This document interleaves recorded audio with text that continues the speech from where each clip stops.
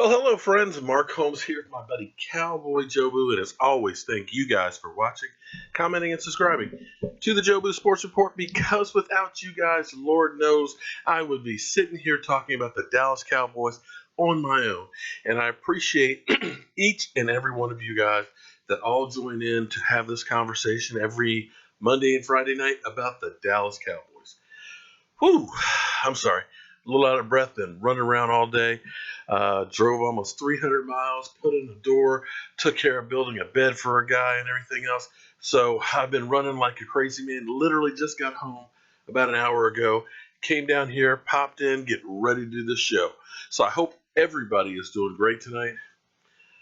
But I got to tell you, I got to make sure I do one thing, and one thing for sure if I don't remember anything else, and that is make sure Jobu gets his refill.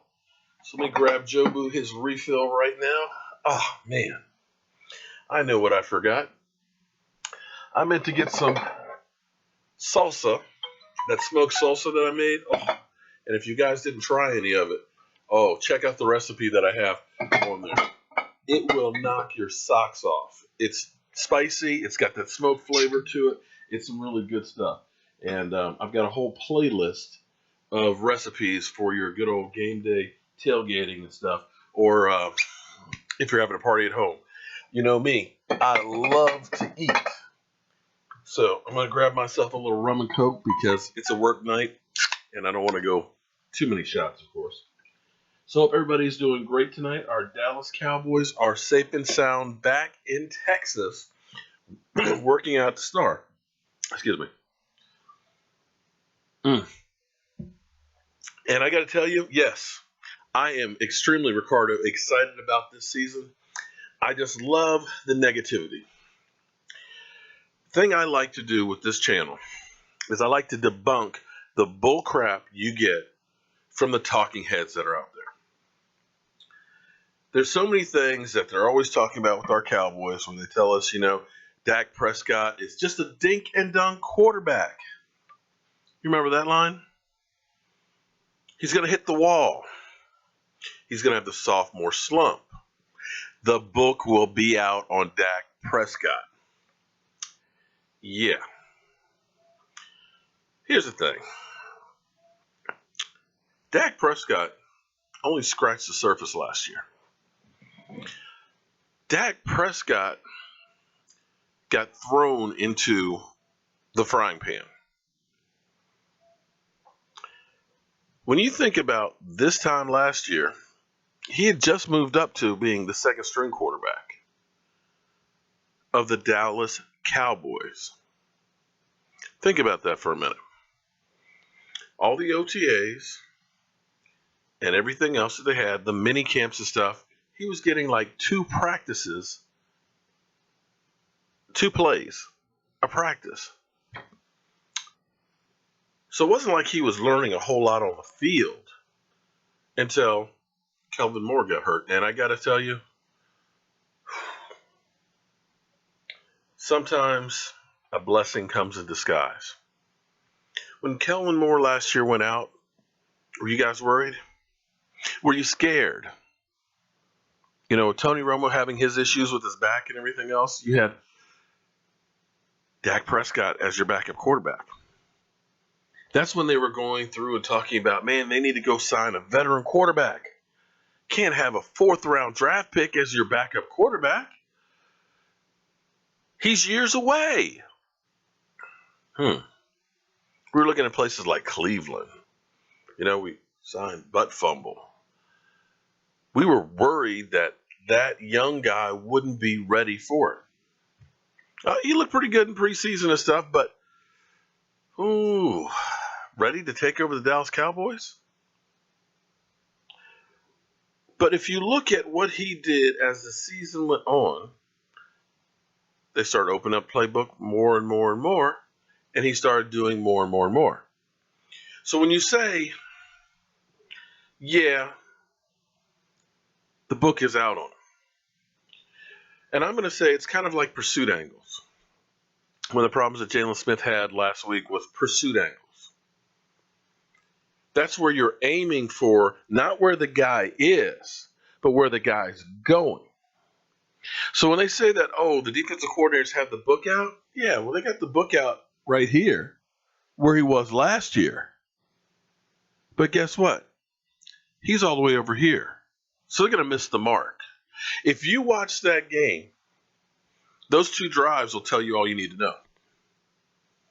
Even without Zeke Elliott being there, I know it was only the Colts. Not everybody's going to be that easy to go through, like a knife through hot butter. But did you notice how he literally picked them apart? It was almost like, you know what?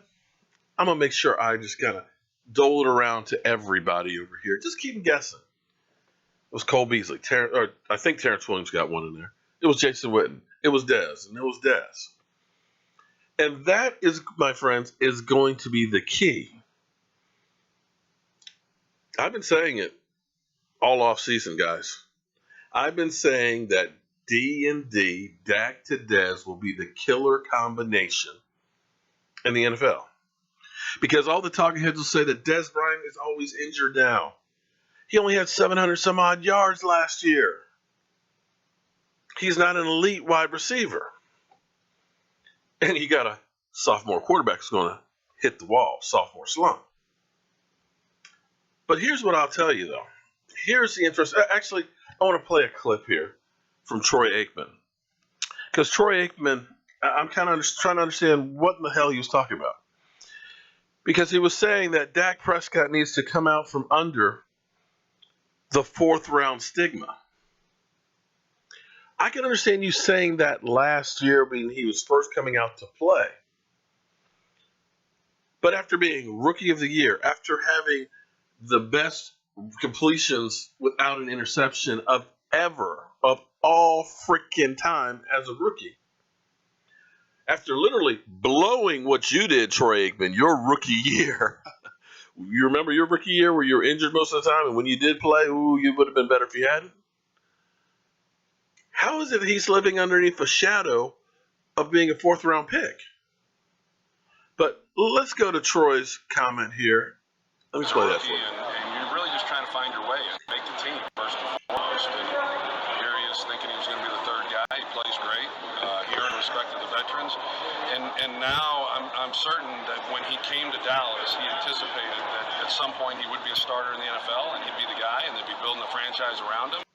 It's happened a lot sooner here than anyone thought that it would, but I feel that he's embraced this. I don't think it's too big for him at all. I don't think anyone here does who's spending any time talking to him. I expect him to go on.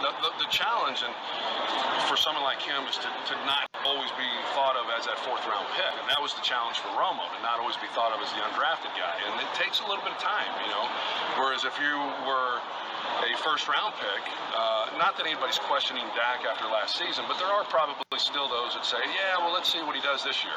And if you're a 1st rounder, they don't say that. They say, wow, this guy is going to be great for a long, long time. So I think that's stigma.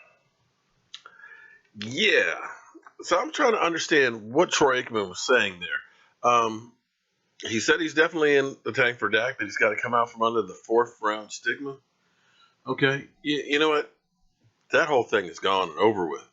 And quite frankly, when you look at some of the best quarterbacks that have been in the NFL, especially on the Dallas Cowboys, Troy, you're the only one that was a number 1 draft pick.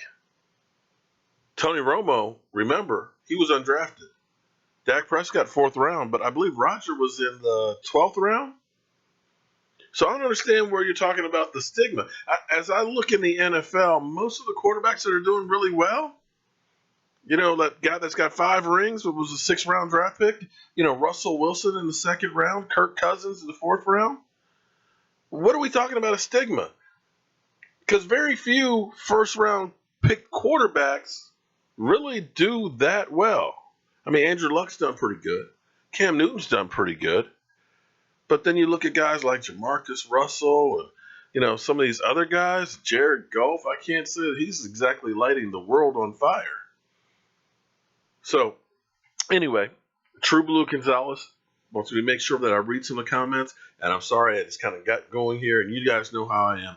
I just start losing focus. So let me say hello to How About Them Cowboys, Ricardo, the Simmons family, Reckless, Christian, Tyrone the One, Daniel, Ricardo, Kyle Willis, Wade Walker, Aaron, Boomer Sooner, Marcelo, Sergio, Pablo, Tony King, Jr., Daniel, JR, Jermaine, Charles, Chris Slaw. Wow.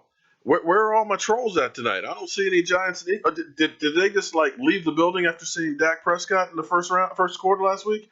Sandman, how you doing tonight? Hope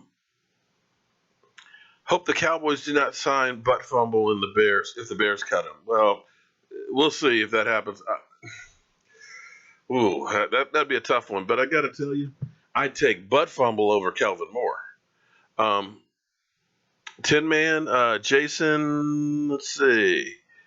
Roy, Wade. Wow, we got a lot of people in here I haven't seen before. Steve. Well, all of you people who are new to the Jobu Sports Report, I want to thank you guys for coming in here and joining the fun and stuff. Here at the Jobu Sports Report, I don't care if you're from another team. We've got Giants fans. We've got Eagles fans. We have Arizona Cardinals fans. We've got Jacksonville, Green Bay, and so on. The thing I ask you is this. You can talk trash about somebody's team, but please do not have personal attacks. We had a Green Bay Packer fan in here who was basically talking trash to Sarah, I believe it was, and things like that. But then when you call her on it, then she's going to scream, oh, everybody's being mean to me. Listen, there's enough ugliness and madness in the world right now that we don't need it here. We can all agree. I don't care if you're black, white, Hispanic, yellow, green, purple, pink, polka dot. We can all agree about football is back and it's the greatest sport in the world. And that's what we're going to be doing here. So somebody had asked about Rico Gathers. He's still in the concussion protocol right now. Don't know if he'll be released. You probably won't find that out until maybe Wednesday or Thursday if he'll be able to play in this game or not. And if he doesn't play in this one, you won't see him until probably the regular season. Same thing, Orlando Scandrick. He got his bell rung, but they don't have him in the protocol as the moment as much as I don't believe. Christian, that's nice, man. See, that's a really great wife to surprise you with a Dak jersey. That is fantastic, man. I actually got to get me another Dak Prescott jersey. I got one last year, custom made by Mike Mosh, and gave it to Michael. And that was before it was cool. I couldn't actually buy a Dak Prescott because, as Mike Mosh said, he's the third string quarterback. Nobody's got that. Well, Michael said he wanted a Rico Gathers one about 2 months ago, and we got the same thing. So maybe we're starting a new trend here that we end up finding these guys that are third and fourth round guys and getting their jerseys that maybe they'll end up becoming great players for our team. The talking heads. Yeah. Well, here's the thing. The Cowboys, and I just put up a video just before I came on, the Cowboys are going to give Cooper Rush extended playing time this week to see what they really have in him and probably will make a decision. If he ends up playing with, better competition and stuff like that, better guys around him, see if he can handle the pressure. And if he bombs, I guarantee you they will be looking around. Unfortunately, there's not a lot of good quarterbacks out there.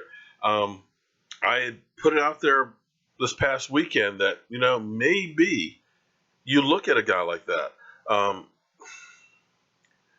I know a lot of you guys have principles and think that he's the worst thing in the world and everything else, but you know what?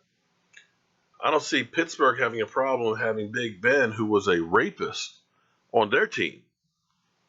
So you're telling me a guy that was protesting for his beliefs, you got a problem with, when they don't have a problem with, they brought in Michael Vick, who had dogfighting issues and things.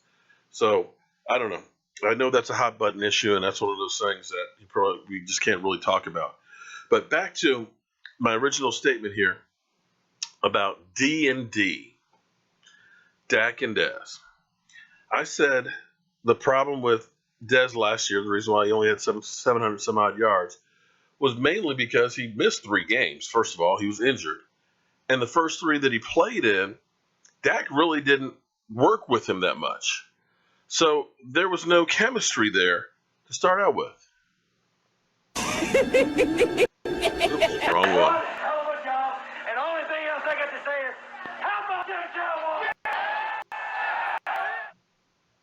Thank you very much, Jeremy. What do I think about running back Smith? I think he looks fantastic. And I tell you what, The fact that he's the brother of Jaylon Smith may help him make this team, as well as the fact that if Zeke Elliott is suspended, I think you're going to end up keeping him because you're going to have Alfred Morris and you're going to end up having Darren McFadden. And he's one of those guys that just looks too good to let go of. You know, when you think about cut down day, and I've said this before in some of the other ones, when we have our cut downs September 1st, you're going to have other teams that are lining up to get some of these guys because we have literally that much talent on there. You know, we had guys like Danny Amendola who was, you know, here with the Cowboys and things like that, but it was a numbers game. They let him go, and he's had a hell of a career. Just couldn't stay healthy, but has had a hell of a career, and I believe he's got a ring now. One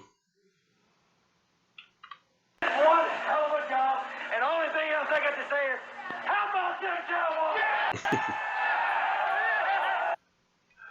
I appreciate that. How about them Cowboys? But I don't think I'd want to be the NFL commissioner, man. See, here's the thing. A lot of people have been saying, oh, they're going to fire the commissioner. They're going to get rid of that guy. He's, terrible for the NFL. But see, here's what you got to understand. The only thing that matters to these NFL owners is the money. Bottom line. Right now, football, it's growing. They're looking at expanding over to Europe. The Jacksonville Jaguars will become the England Jaguars. They got Thursday night games, even though they're putrid. We as fans are still watching. They can put together the draft and make that a mega 3-day event. They're beginning to do the combine where they're selling tickets. They're making money hand over fist. They've got the television contracts. They're getting getting teams to move and getting these mega stadiums built by the taxpayers. Everything is green for the owners. And he is doing exactly what the owners want. When do we say anything bad about the owners? I'll wait. What was the last negative thing you heard about an NFL owner? I'm still waiting. There isn't any. There is not any because whenever there's an issue, it goes right after Roger Goodell. It goes on his desk. The owners can say, it's not me, it's the commissioner. Do you think the commissioner makes up what he wants to do and tells the owners what he's going to do? No. He is the lightning rod. He is getting paid to take the bullets for the owners. That's it. He's not there to be a friend to the NFL players. His job is to keep the NFL players in their place and to pay them as little as possible and keep things like concussion lawsuits from costing the NFL. Keep the game out there. And if there's a black eye, he's got to make it look like we care. We care about players. We're putting millions of dollars into concussion research. We care about domestic violence. We've actually promoted women in the NFL. They're not going after Irsay. They're not going after Jerry Jones. They're going after Roger Goodell. That's why he's not going anywhere. He takes a bullet better than anybody else. So he's not going anywhere. That's why he's getting a 5-year extension, especially with labor discord, which is going to happen in 2021.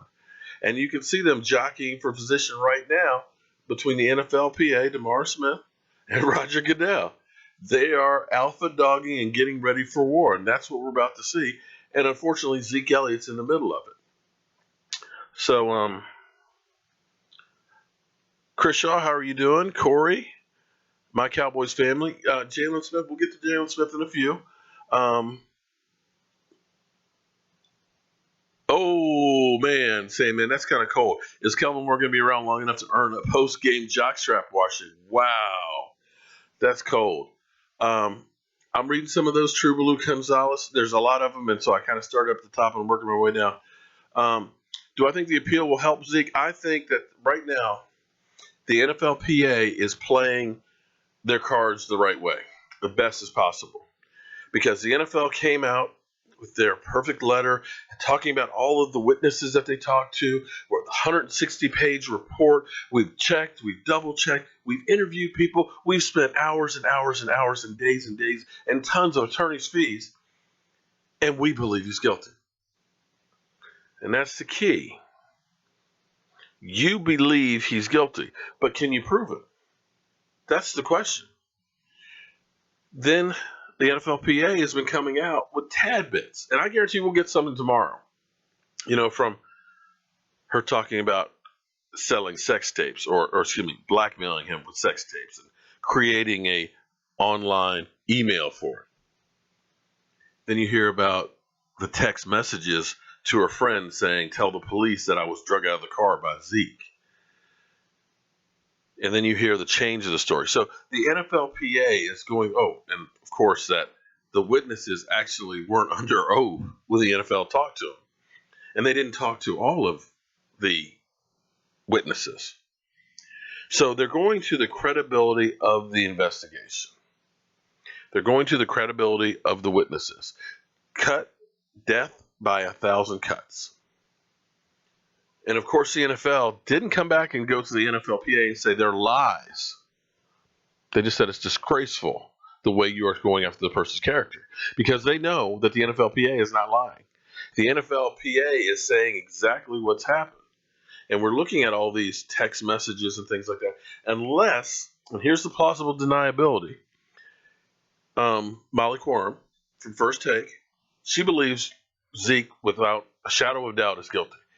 She believes that the NFL has more on Zeke that they don't want to put out there because they think it's bad and they'll put it in a bad light.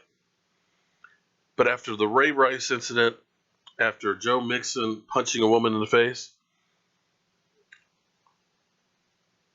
if you suspended him for 6 games because he did do something awful, then you're in the right. You win the case of public opinion, then the guy should go down. But I don't think they've got that smoking gun. So when we go through and do this, you've got Henderson, who has always sided with the NFL. It's going to be hard for him not to go back with the NFL.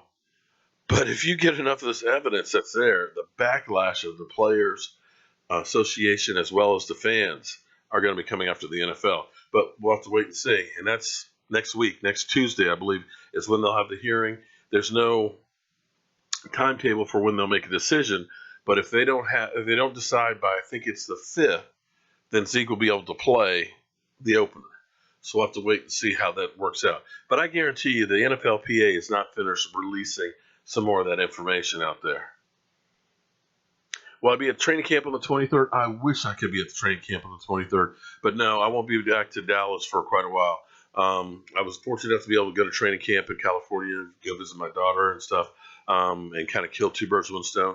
The next time I come to Dallas will be when I'm actually going to a game. And I'm looking at going to, hopefully, the Green Bay Packers game, because that's right before my birthday, and that would be a great birthday present. You hear that, honey? Dallas Cowboys, Green Bay Packers? Okay. How about them Cowboys? The Cowboys should trade Kellen Moore. I'm sorry, but you ain't getting a ham sandwich for Kellen Moore, man. What do you? Who's going to trade for Kellen Moore? Seriously. It's almost funny how some people say, "Oh, well, trade this guy, trade that guy." That'd be great. I would love to trade him and get a first-round draft pick, but guess what? Nobody's trading for that because they know you're going to cut him and they'll pick him up then if they want him. ESPN Cowboy haters. I personally think that Stephen A. Smith loves the Dallas Cowboys, because if it weren't for the Dallas Cowboys, nobody would know who the hell Stephen A. Smith is. That show knows, and they've even said it. They're our bread and butter, the Dallas Cowboys, because they know we can't lose talking bad about them. Cowboy fans are going to be pissed off about it. Everybody else who hates the Cowboys is going to be happy about it. It's a win-win. You're not getting that crap when you're talking about the Jacksonville Jaguars. Giants. I'm wondering where are all our Giants buddies tonight. I don't see any of them tonight. I've been seeing a few of them during the day here. One of them accused me of deleting comments. The only time I will delete a comment is if it's a personal attack on somebody, or there's a troll out there that's using a picture of me with makeup and all that stuff who's talking about his butt hurting and this, that, and the other. Believe me, that's not me, guys. If you ever get a comment from a Mark Holmes that is really kind of hateful and directed at a person into, an individual attack, it's definitely not me. It's a troll, flag him for me.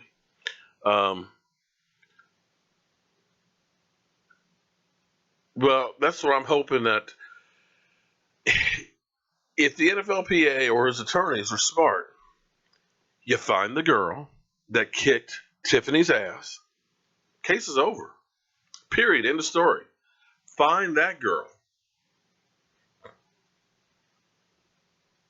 I see the pictures. He burned me, Mark. Yeah, well, that's kind of cool. But anyway, back to the D&D conversation here.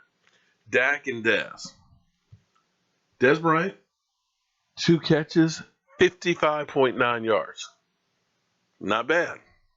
Not bad for a washed up, over the hill, can't stay healthy guy.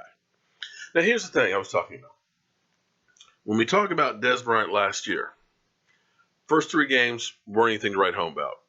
He got 1 catch against the Giants, 8 yards. Pathetic. Against the Redskins, although I don't really consider that great competition, he had 7 catches for 102 yards. One of his better games, but don't most people have great games against the Redskins? And then against the Bears, 3 catches, 40 yards. Not really a whole lot. But then after he came back from injury, he played against the Philadelphia Eagles. The Philadelphia Eagles that keep talking so much trash about how good they are. Well, he had 4 catches for 113 yards. 28.3 yards per average. Pretty damn good. Or were the Eagles just pretty damn bad? And then played Cleveland, 1 catch, 19 yards. Then played Pittsburgh, 6 catches, 116 yards, 19.3 yards per carry, average per catch. Baltimore, a great defense, 6 catches, 80 yards, 13.3 yard average. Against the Redskins again, 5 catches, 72. 4 against Minnesota for 84 yards. Another great defense, 21 yards per completion. Tampa Bay, 8 catches, 82 yards. Detroit, 4 catches, 70 yards. And then that monster game he had against Green Bay, 132 yards on 9 catches.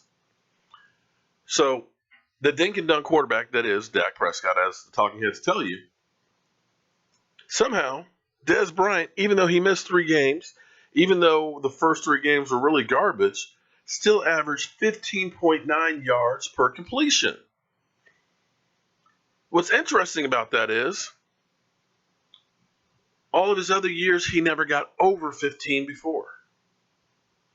So even when Tony Romo was lighting it up and it was Dez, boom, boom, boom, boom, he averaged less yards per completion than he did. He had a full yard higher last year than any other time. And even with missing 3 games, even with those first 3 games that he didn't do much, he still got 8 touchdown passes. And as the season progressed, he kept getting better and better as Dak and him started getting more and more comfortable. And right now, those two have an incredible chemistry. And with them being able to pick the defenses apart, you're going to see single coverage on Dez Bryant. And I'll take Dez Bryant one-on-one on anybody where you'll be able to jump and throw that out. So you're going to see, just like the other night, 23 yards per completion. You're going to see probably 17, 18-yard average on him this season. He is going to literally blow his numbers out of the water. And he is going to have a fantastic season if he stays healthy. And so this book that everybody keeps talking about being out on Dak Prescott, I'm sorry. You only scratched the surface of what you saw last year. And most quarterbacks basically are good at just one thing. You have some that are just incredible at the deep pass. Cam Newton is incredible at the deep pass and being able to run. Key on him is you keep him in the pocket and keep him from being able to run, and he's going to, slow down a bit. You've got even the great Tom Brady. You put enough pressure on him. If you hit him enough times, it will rattle him. And that's how you stop him. Joe Montana was not a deep thrower. He's a guy that hit the slants and everything else. Boom. It was a short passing game. So most quarterbacks, there's a way to defend. But here's the thing with Dak Prescott. Dak throws almost every pass just as good. He can hit the timing route. Cole Beasley in stride. He can develop the deep pass, develop, and throw it long. He can do the back shoulder fade. He can do the rollout and keeping his eyes downfield and hit the open man. So when you start looking at all these things with the best offensive line in front of you, with an incredible running game, doesn't matter if it's Zeke Elliott or Darren McFadden. If you're chewing up 4 and 5 yards every time you run the ball, you have too many weapons that he can hit to stop him. So, yeah, they can say that the book's out on him and all that stuff. That's great talk for television. That gives great confidence to all these other guys and think that they're going to be able to stop him. But the only way that offense gets stopped is if it stops itself with penalties and turnovers. And that, my friend, Dak does not do is turn over the ball. He's never been a turnover machine like, say, Eli Manning. So let's get back to some more of your questions. So I finally got that comment in there. I wanted to make sure I said that one. Odell Beckham was taken back to the locker room after a scary-looking knee injury. Oh, wow.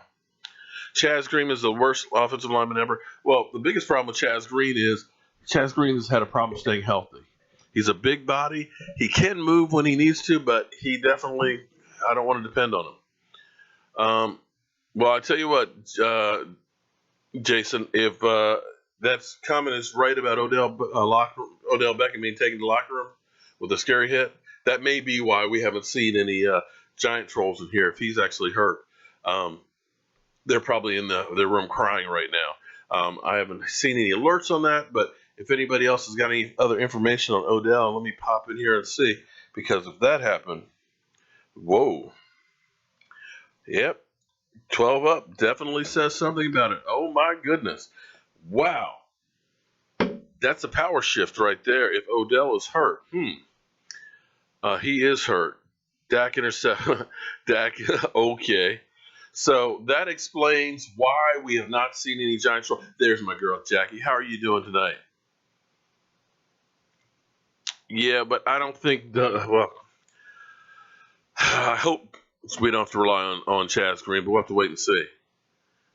Yeah, well, wow, there is almost 300 people in the stream. Well, Ancient Brooks, we've been growing every week, and I'm actually amazed how we responded during the offseason. I think because we talked about the Cowboys every day, all of you football addicts like me had a place to come. And so now that the season is just about here, the live streams have been growing, and I appreciate all the support and stuff, especially the super chats, because we're putting the money right back into the show.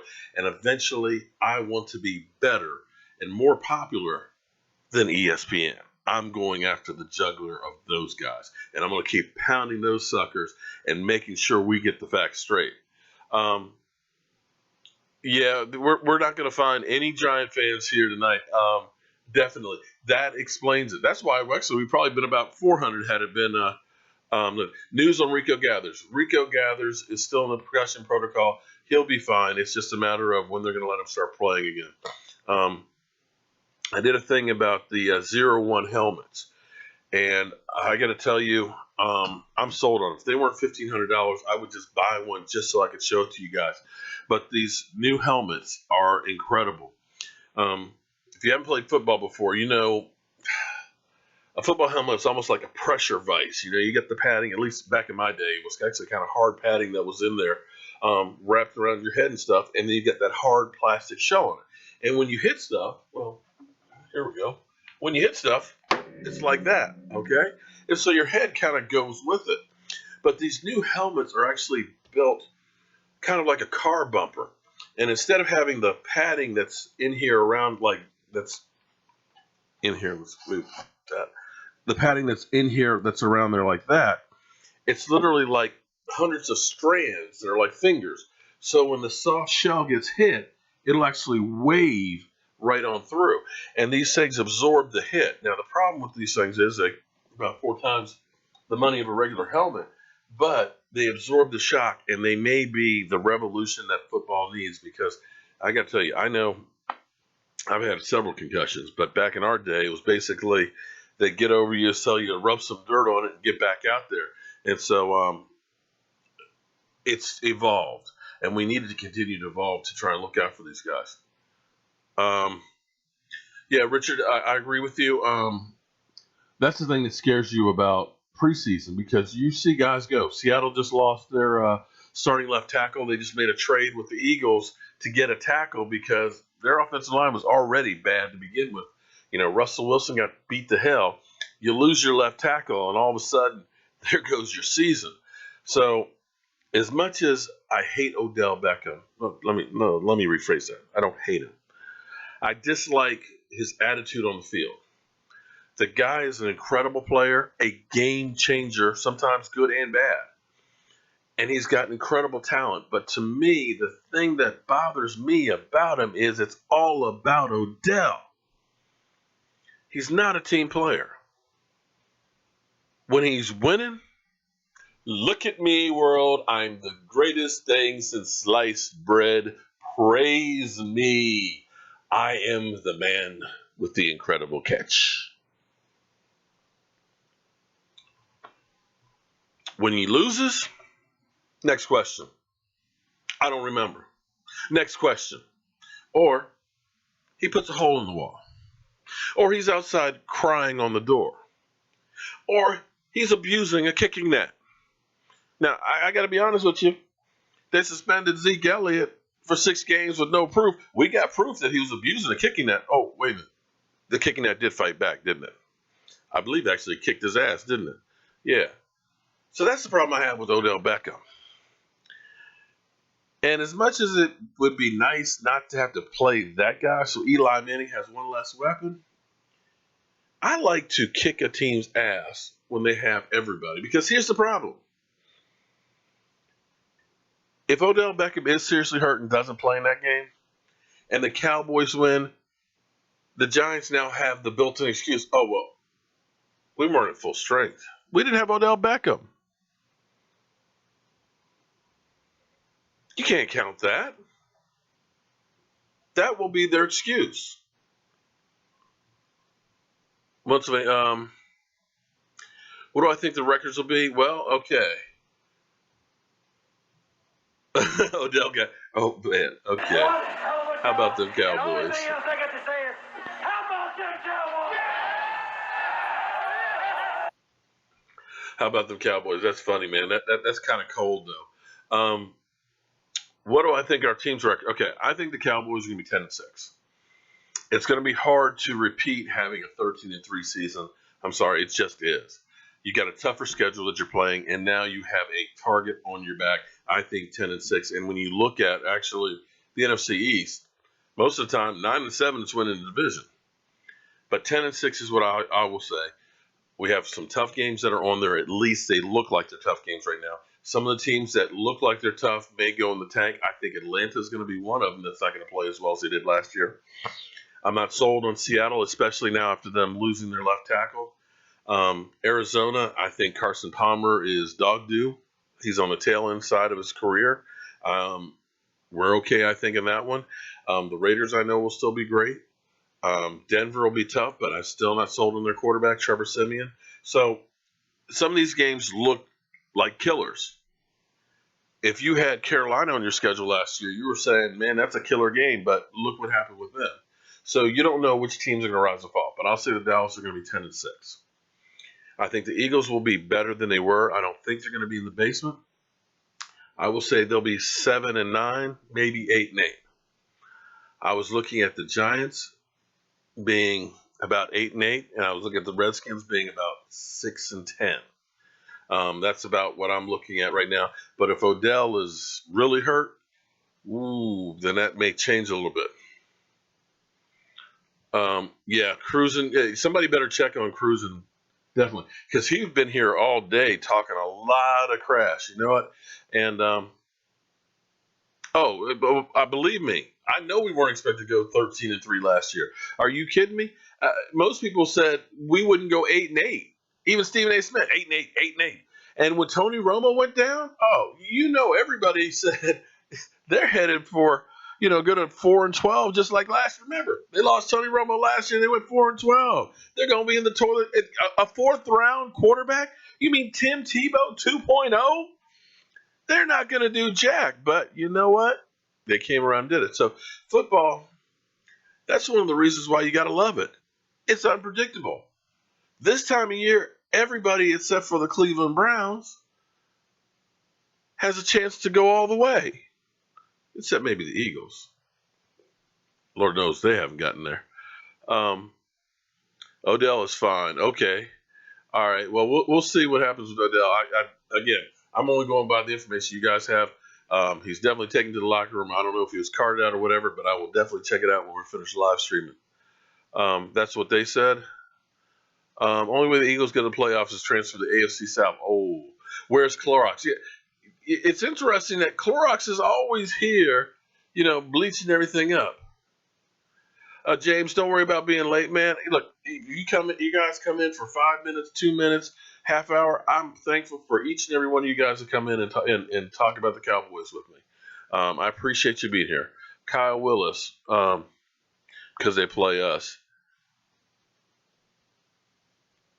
Oh, man. Now, man, Justin, that's kind of cold. Cruising is worried that Cleveland will be kicking their ass with Odell hurt. Oh, man. He limped off. He walked off the field with a slight limp. Okay, that sounds a little bit better than him being taken to the locker room. Well, Trey, I believe the Cowboys are getting a bunker mentality. And by that I mean, when you look at Zeke Elliott, everybody's behind Zeke. And I think the team is going to rally and say, you know what, we need to hold it together until that guy comes back. I also think that Dak Prescott still has that chip on his shoulder. Mike is actually out tonight, so he's not around tonight. Sorry. How about the Cowboys? I think Dak thrives on proving people wrong. And I know the number 4 is for his mother, but I still, in my mind, also think it has a dual meaning. And that's one of those things that I would love to just have 5 minutes to have a conversation with Dak Prescott. Maybe I'll get lucky one of these days, and it'll be like when I had Roger Staubach back. I had to take him back to his hotel and had 15 minutes just to sit there and talk football with him.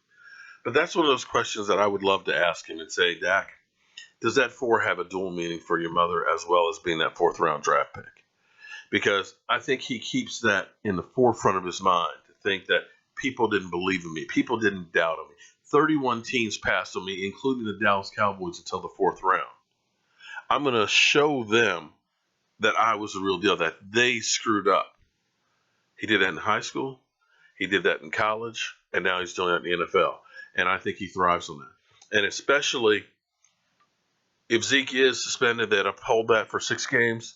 I think you're going to see Dak Prescott coming out there playing lights out because that's his opportunity to go ahead and say, no, we didn't win last year just because of Zeke Elliott. We won because of me as well. So we'll have to wait and see how that goes. But I got to tell you, I'm excited as can be to get this thing going. I can't wait. We're only 20 days away. Yeah, I think Orlando Scanders is definitely being overlooked. And that's actually one of those things that everybody keeps talking about, the veterans that we lost in our defensive backfield. Just call me Charles. They lost a first-round draft pick, Morris Claiborne. Well, I got to tell you, he never played like a first-round draft pick. He never played like a guy that we gave up a second and a first for. He never played to be good enough to be in a Pro Bowl. He never played enough to even make it through a season healthy. So if you're saying that we're going to miss that guy, get off the crack pipe. Brandon Carr, great guy off the field, played every Sunday, but he wasn't going to wow you. Ranked at about the 49th best cornerback in the NFL. He was okay, but he wasn't a shutdown corner. He wasn't a guy that was going to get interceptions. J.J. Wilcox and Church, they're okay, but they weren't anything that's going to say, oh, man, they're superstars. Byron Jones, still got that guy. Quietly a really good safety. Anthony Brown started off slow, But his statistics by the end of the season, he was playing like one of the best quarterbacks in football. Orlando Scandrick, minus the head hit this weekend, that knee has finally gotten right. And even though he was playing last year and they say he's healthy, I'm telling you from personal experience with the knee, it takes a long time for it to heal and for you to get the confidence back where you're not worried about that knee. And I think he's got the confidence back. So you got those guys along with these young studs. I know they've got hamstring issues and they need to put the good old ballet bar up and make sure these guys stretch to holy hell to keep these hamstrings loose. But they're going to be okay. And I feel they're going to be okay because I think we're going to have a better pass rush this year than we've had over the last 5 years or so. And to me, if we get that pass rush, if we can get 40 sacks, there's no reason why this team can't be in the Super Bowl. Flat out. And I shouldn't put it out there like that because it's probably going to be one of those things that's going to come back to bite me in the ass.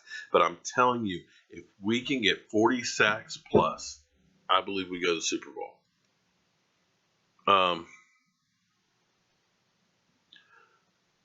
It would be real tough to go 12-4, Jason. I'll be honest with you. That would be great if we did, but I think it's going to be tough with having that target on our back.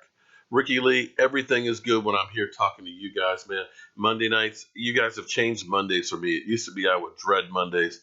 You know, the weekend's over, football games are over, and everything else. But I look forward to coming in here Monday nights to talk with you guys.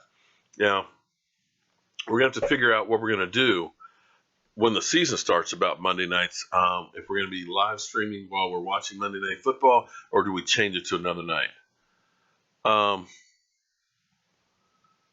Okay. Yeah, I don't think that's going to happen. Kellen Moore and Cooper Rush for Aaron Donald. Got to tell you, they're not going to give up on Aaron Donald. Aaron Donald, when he was coming out, that was the guy that I wanted the Cowboys to draft because that guy is a beast, and they need to pay him and get him back on the field.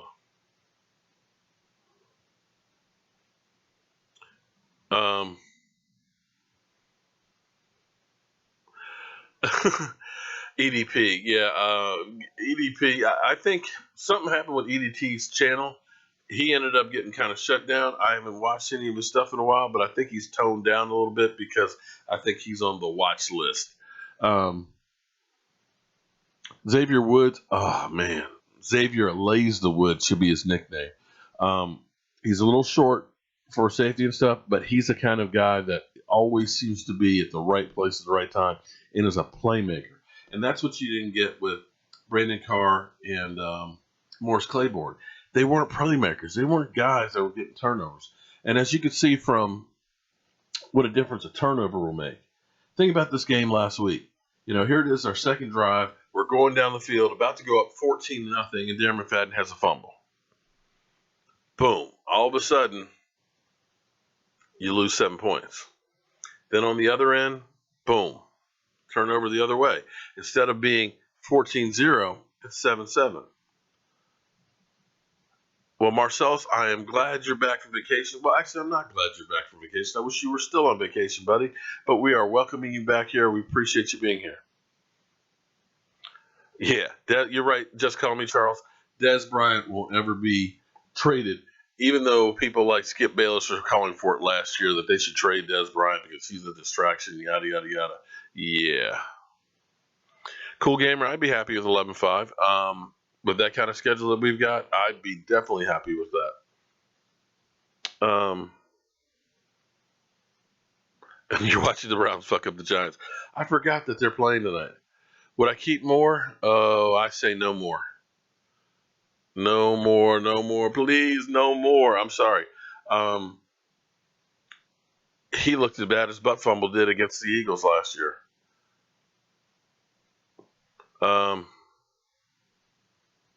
Have I addressed the Odell Beckham injury? Unfortunately, I should have actually had the game on the side TV over here, and I forgot the Giants are playing because the Giants just are on my mind, and that's part of the reason why the Giants aren't in here either. And they're probably on suicide watch if it's serious about Odell Beckham. So the Giants are looking like garbage. I like hearing that. It's not like the Giants, and this is the thing that's always amazes me because all the talking heads are talking about the Giants. Oh, we think they're going to win the division, and I'm sitting there thinking about that offense. Now, granted, they did add Brandon Marshall, but Brandon Marshall is not the Brandon Marshall from a couple of years ago. Brandon Marshall is kind of slipping a little bit, and wide receiver wasn't their problem on the Giants. They had Shepard, they had Odell, they had the Salsa Man. What they've lost with Victor Cruz going and Brandon Marshall isn't gaining that much because the problem is their offensive line stuck to holy heaven. Eli Manning was forced to throw too damn much and was being chased for his life and turned the ball over and over and over. They can't run the ball. So adding Brandon Marshall doesn't really help. I mean, that's like us adding AP with Zeke Elliott. What more are we going to get out of the passing game or the running game if you're the Cowboys? You're not. You need somebody to protect Eli Manning. I've been hearing I agree with you. I've been hearing that Nate Newton talking about Tapper's been looking good. Stephen P has been looking good. Taco is coming along. And I think we don't have one dominant guy. We've got a lot of guys that are really good. And so if you can keep them fresh and get the rotations out there, we should be okay. The only problem is Aaron Rodgers was able to take advantage of that, and as we were switching guys in, he was able to get those plays off and catch us with 12 men on the field. So that's one of those things they've got to work on is being able to do that rotation so we don't get stuck. What's up with Terrence Williams? Haven't heard anything on Terrence. That for sure was a knee injury. Yeah, I'm feeling good on Taco. What I love seeing when I was at training camp, and I wish I had more time. I wish I had more money because I would love, if I could have a fantasy or a dream or just a dream job, I should say, it would be covering the Dallas Cowboys. I mean, I envy those guys like Mike Fisher and things that just get there and report on the Dallas Cowboys, go to practice every day because it's fantastic. It's fun. So when you look at practice, I love what they were doing with Taco because Taco was getting a lot of one-on-one practice where they were having two men, and I've got some videotapes from it, and I just don't have time to go through it. But they basically have two offensive linemen there, the coaches behind them, giving him, doing him X stunts and everything like that, and getting him to figure out where you're going. Because this defense is predicated on getting upfield. But it's not just getting upfield. You're getting a point, a position that you've got to be in because they're doing X stunts, they're doing Y stunts and things like that. You've got outside contain or you're supposed to rush on the inside shoulder. So the first couple of games, first couple of weeks is realizing where I'm supposed to go and him hesitating. And as he learns to react as opposed to think, he's got speed. The thing that I loved seeing was his quickness off the ball. I was at the 45-yard line, and I have a great picture that I need to put out there because the ball's being snapped. The quarterback's in shotgun position. The ball is halfway between him and the center in the air.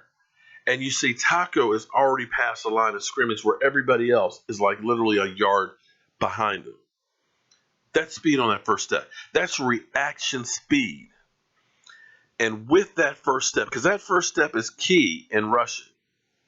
Because if you can get that first step that quick while that offensive lineman is trying to take that step back, you're already on that outside shoulder. It's difficult now for me when you're out here to try and block you if I haven't got my body turned around. Or I'm turning my body here, but my legs haven't got there with me. And you're off balance. And that's what I like seeing about Taco. And I don't have any problems with him. I think he'll be okay. So Molina is back. Okay.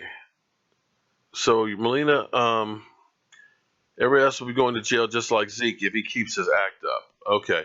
So Molina, are you coming in to actually bring real content and things. Because when you talk about, we're back where you were last week.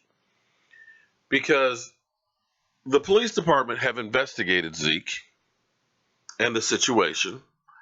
They turned it over to the DA, who's also investigated, and they haven't brought up any charges.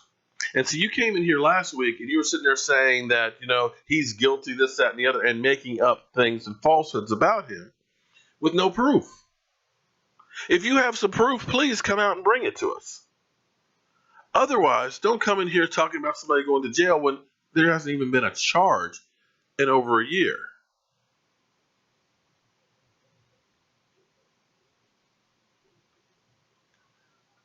Okay. Willie E. Okay. Um,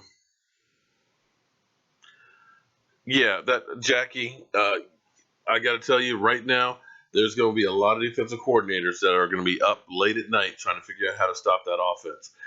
Even without Zeke Elliott, you were looking at Alfred Morris, you were looking at Darren McFadden running at will, even without Jaylon Smith out there.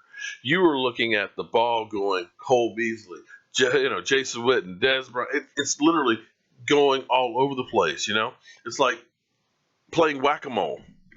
Every time you try and whack one mole, another one pops up.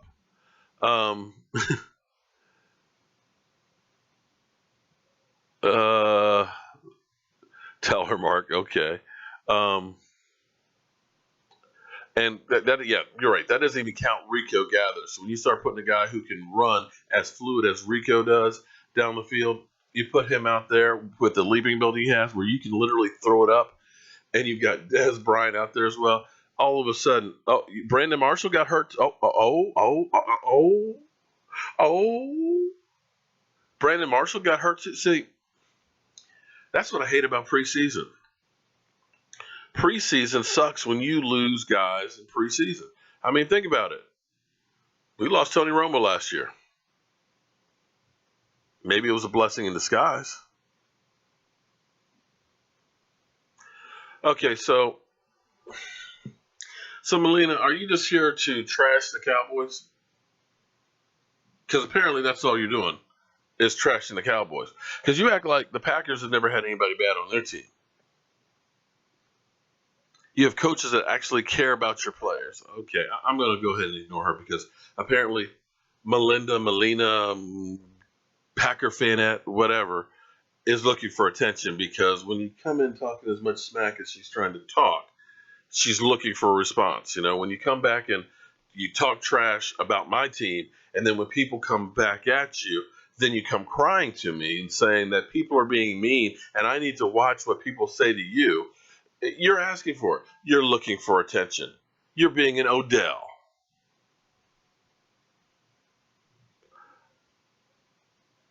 Where did Jerry and Goodell go from here? A lot of bad blood. Well, I think Jerry Jones is being quiet because this whole thing, like I said, it's not really just about Zeke Elliott. This is a power play for the NFL against the NFLPA because they're looking at a lockout or a strike when that collective bargaining comes up. And I think it's about Roger Goodell also looking at Jerry Jones, who helped facilitate the Raiders going to LA. They're going to love getting that extra money from the Raiders when they move, but they don't like that image of gambling in Vegas and football. So a lot of this is Jerry Jones kind of feeling himself, the Hall of Famer and everything else. So this is kind of a way of bitch slapping Jerry Jones, or trying to. But we'll have to see what happens with it. But so I don't, because Melinda, that's not my game. I got no problem with people coming in to talk about football and stuff. But when you disrespect others, then I have to do that. It's a free country, and I enjoy having people with different opinions in. But when you're just coming in to be an ass, just to be an ass, well, bye, Felicia.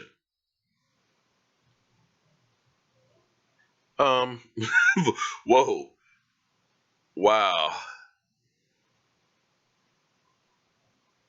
She has definitely got a reaction. Here's the thing. she's a troll.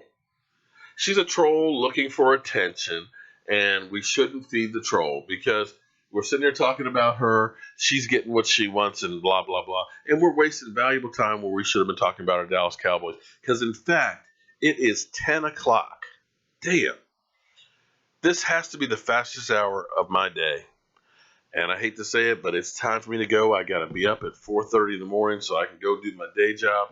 And, you know, I got to tell you, this show was fantastic because of all of you guys, all the great comments, the super chats, and everything else. I enjoy seeing, you know, my favorite faces like Jackie and Sarah, and how about them Cowboys and Sandman. There's too many of you guys to name, and I love how this keeps on growing and growing and everything else. And I can't thank you guys enough because you guys literally make me a better person, and you guys literally make my day being able to talk to you guys. So with that being said, I'm going to go ahead and end this for tonight, as much as I don't want to. But we will be back Friday night, 9 o'clock Eastern. And you know, any news on the Dallas Cowboys, I will be bringing it to you, as well as putting my spin on it. And hopefully we'll have a great conversation. I still have one more recipe to go out from this weekend. Jobu's True Blue Burgers, a recipe you're definitely going to want to try. If you want to try any of my recipes or look at them and just drool a bit, I've got actually a playlist on the YouTube channel that you can go through and see a bunch of recipes, because we got the pulled pork in there, we've got Jobu's wings, we've got the smoked salsa, and of course we're going to end up having the True Blue sliders. So check those on out. And if you really like the show and haven't subscribed, please subscribe to it and tell a friend about the Jobu Sports Report, because we are literally trying to take over YouTube and spread the Dallas Cowboy mojo. So everybody, good night, and thank you for joining.